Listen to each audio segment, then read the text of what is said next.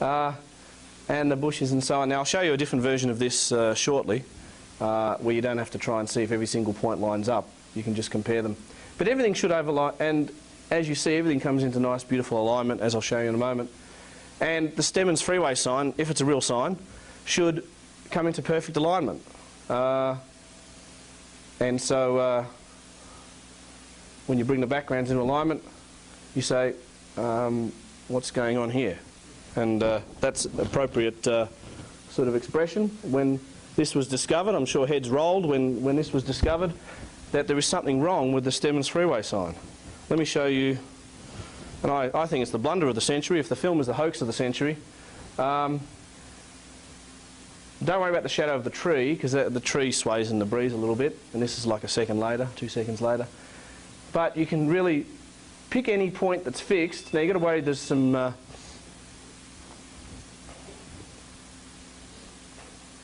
ghost image here. In fact, that's the Texas Highway sign down here in for the Stemmons Freeway sign.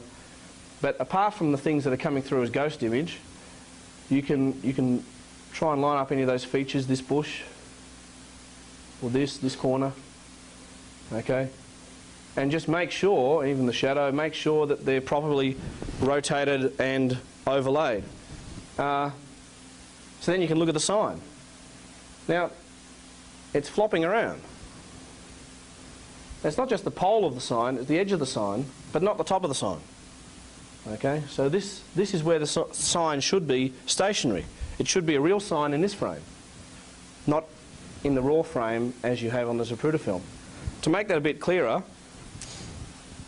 here's a blue line going down through these 2 holes in the wall. Here's a blue line going through that corner of the wall where it turns around the corner, the edge of the wall, I guess. And here's a red line that's just roughly above the top of the sign, just as a as a horizontal reference. And these orangey yellow lines, which colour are they? Orange or yellow? I can't tell, I'm colourblind. They follow the pole and just to the right of the right edge of the sign, which in the first one the limo's behind it, and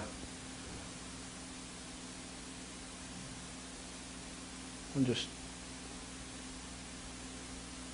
trying to figure out where the umbrella is in the other one. It must be right down here. Umbrella comes up, I guess.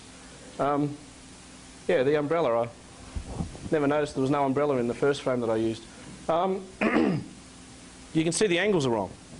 Now, if the sign was just moving left and right, there'd be no problem, because if the sign was here and the background was over there, if you close one eye, or you can put your finger up in front of your head, if you move your head, your finger moves sideways, right? Move that way, your finger moves the other way, up and down, which is called the parallax effect.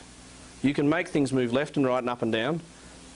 You can't make them tilt just by moving your head. You can try it at home for as many hours as you like. You can't make the angle change by moving your head. Now, so it can move left and right because Zapruder was filming, and he's apparently a real person on a real pedestal filming. Could have moved his camera because he's got to turn around and not bump Sitzman off the pedestal and so on. And that's quite possible. You can't have this angle. You can't make this angle wrong. And in fact, when you go back and look at the original